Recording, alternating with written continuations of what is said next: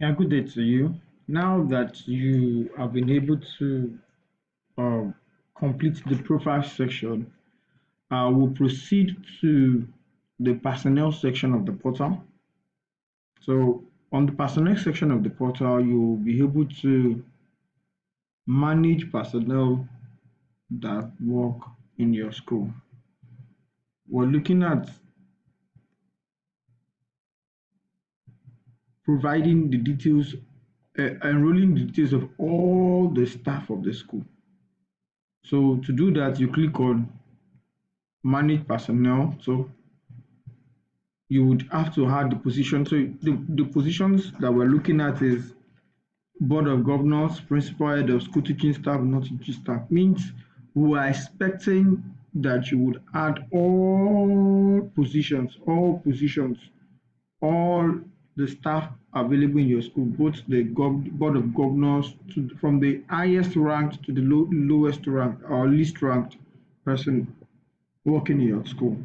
So to do that, you select the position, you enter the job title, the mode of employment, is it full-time or part-time, the employment start date, the first name, the title can be Mr., Mrs., Miss, Pastor, Deacon. So last name, first name, other name, gender, date of birth, phone number, email address, the highest educational qualification, that is the highest.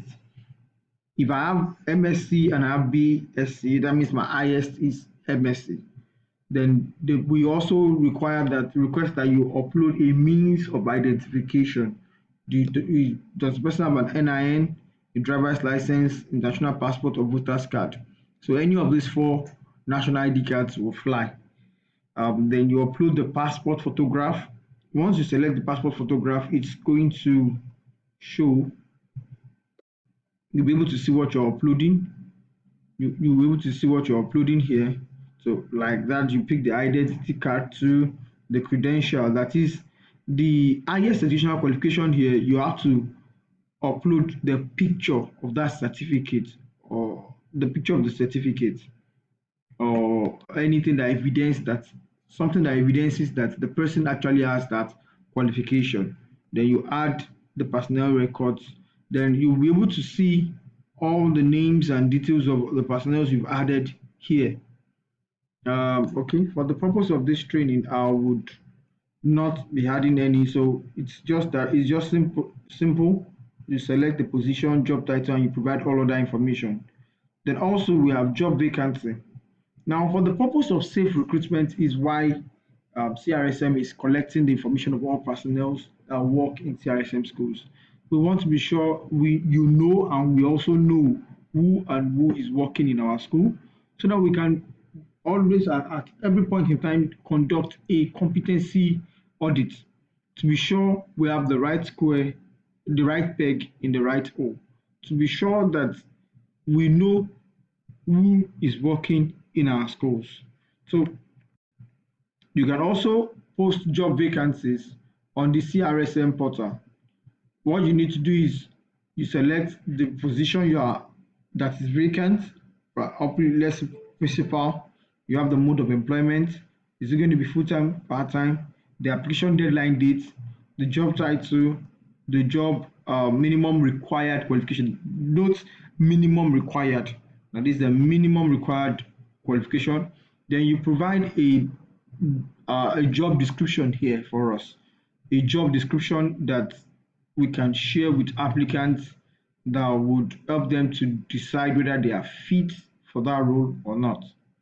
So, for example, once you submit a job vacancy post, it comes like this. So, for example, this is pending because we need to validate.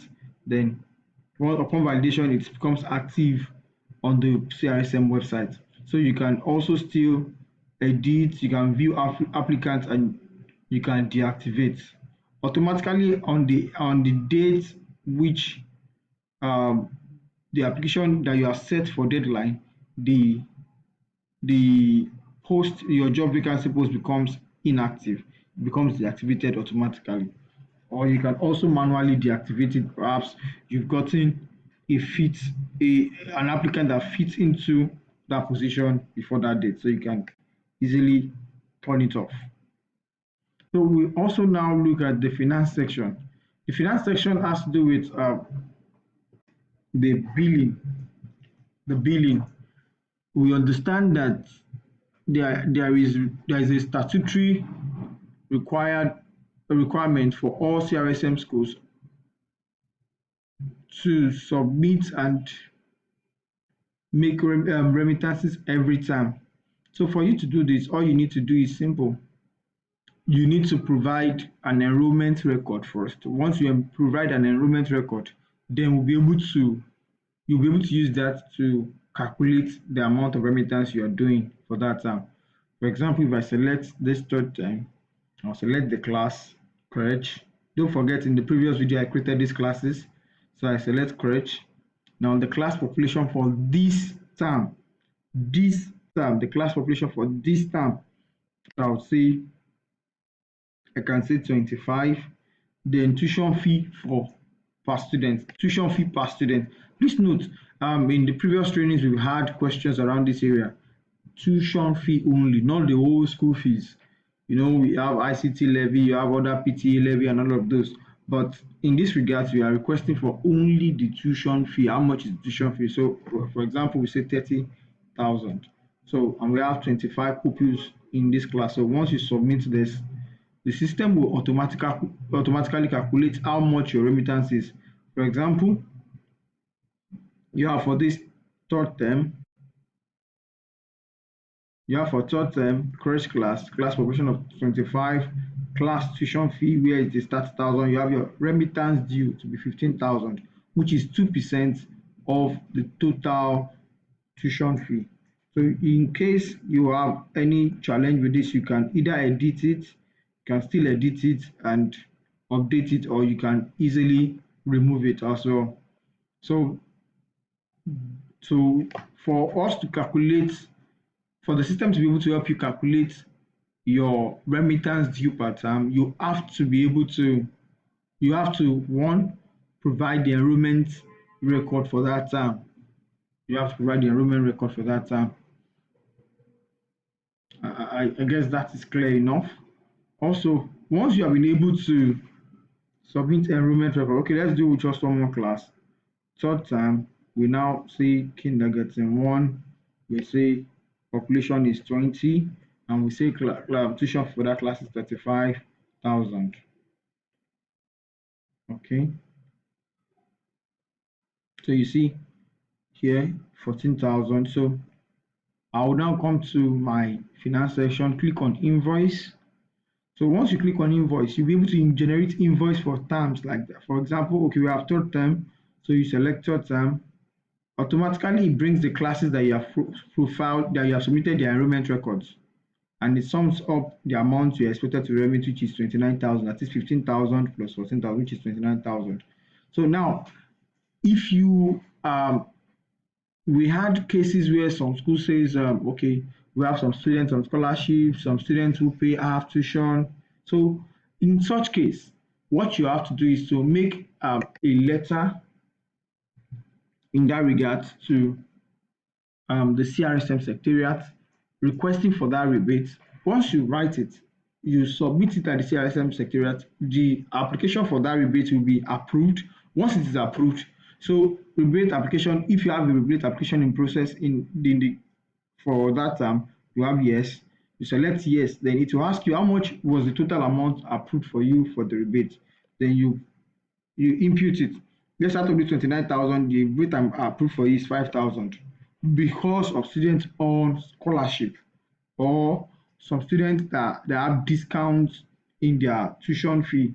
So once you put the amount here, then the approval letter for the rebate, you upload the picture here. You upload the picture for the approval letter for the rebate here. So once you upload the picture for letter for the approval, once you upload the picture, you would see that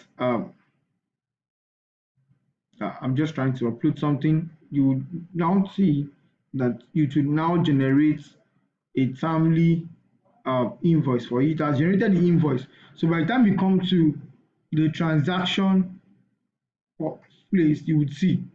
For example, you see 29,000. So by the time you are making payments, CRSM will know that you will not be paying this 29,000.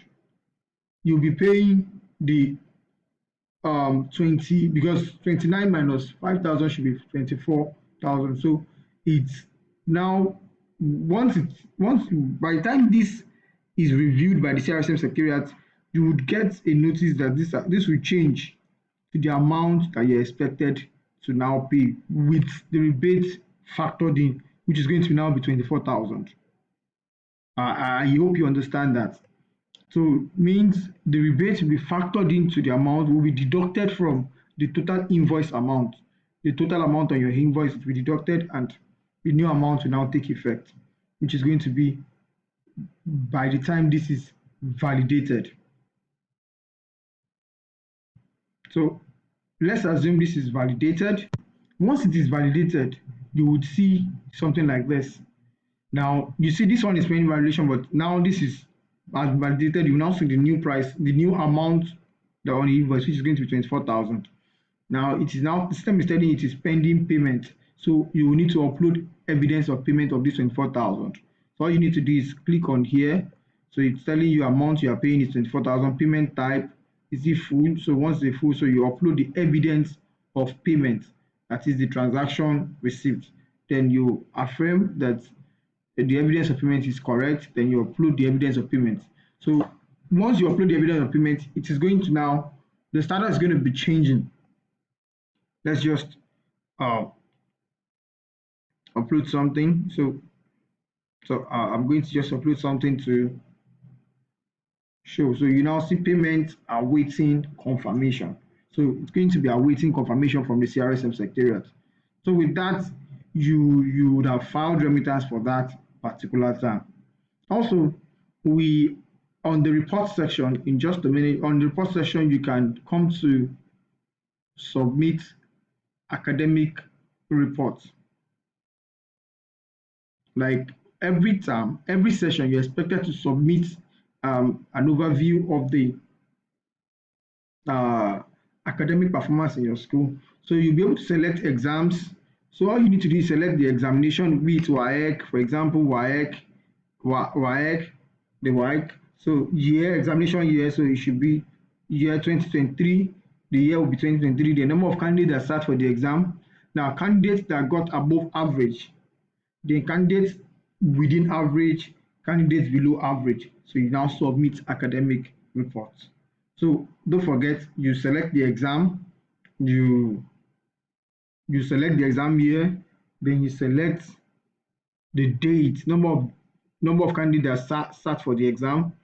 So number of the candidates that got above average, that is 70%, number of within average, number of candidates below average. So we want to be able to, this is expected every session. This is expected every session.